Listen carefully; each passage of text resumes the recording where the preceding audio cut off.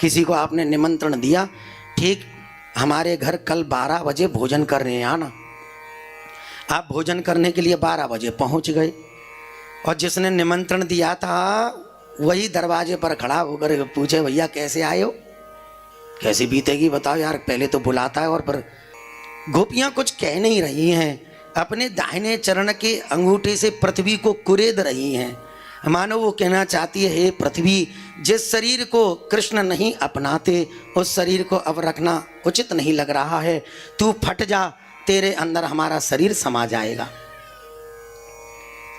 भगवान कृष्ण के पास पहुंचना कोई साधारण बात नहीं है भैया। भगवान कृष्ण कई प्रकार की परीक्षाओं से आपको निकालते हैं और जब आप कई प्रकार की परीक्षाओं में उत्तीर्ण होने लगते हैं तब आपको कृष्ण प्राप्त होते हैं।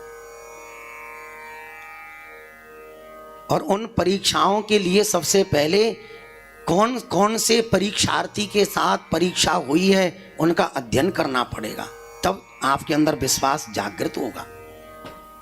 आपको मीराबाई की कथा से जुड़ना पड़ेगा, आपको नरसिंह मेहता के नानी बाई के मायरे से जुड़ना पड़ेगा, आपको सुदामा की कथा से जुड़ना पड़ेगा। न जाने कितने ऐसे भक्त हैं जिनके जीवन में कष्ट बहुत आए लेकिन कृष्ण का दामन नहीं छोड़ा, तो आखिरकार होना क्या था, भगवान कृष्ण उसके पास आकर के बैठने को मजबूर हो गए। आप और हम लोग तो 4-5 दिन में कष्ट कम नहीं हुआ ना, तो अगरबत्ती उठा करके कूड़ेदान में फेंक देते हैं। बोले यार जितनी अगरबत्ती घुमा रहे हैं आजकल हम लोग उतना ही परेशान है, कोई पूजा पाठ नहीं करना हमको। पड़ोसी के घर में कोई पूजा पाठ आरती नहीं होती, क्या बंगला खड़ा है, क्या गाड़ी है उसके घर में, क्या ऐसो आराम की जिंदगी जी रहे हैं। हम जितना खाटू बाबा श्याम के भजन गा रहे हैं उतने ही दुखी हैं, हम जितनी तीर्थों की यात्रा कर रहे हैं उतनी ही दुखी हैं, जितनी अगरबत्ती लगा रहे हैं उतनी ही दुखी हैं। हमारा विश्वास खत्म होने लगता है। अगरबत्ती और धूपबत्ती उठा करके मंदिर में चढ़ाए आते, पुजारी जी अब तुम संभालो अपनी धर्मशाला, तुम ही करो आरती वारती। विश्वास डगमगा गया हमारा।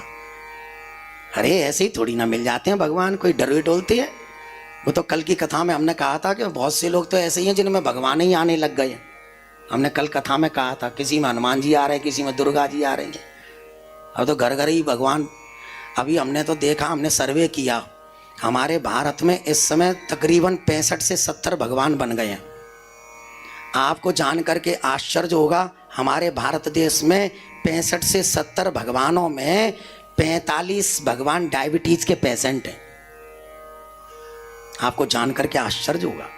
जो कहते हैं मैं सिद्ध हूं, अंदर झांक करके देखोगे ना उनकी जिंदगी में, निजी जिंदगी में, वो सुबह की टैबलेट अलग लेते हैं, दोपहर की टैबलेट अलग है उनकी, खाना खाने के बाद वाली टैबलेट अलग है उनकी, और सिद्ध बने पड़े।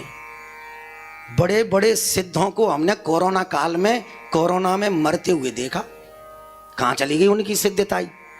जब भगवान प्रकृति के फेर बदल में आते हैं तो बड़े बड़े सिद्धों की सिद्धियां धरी रह जाती हैं।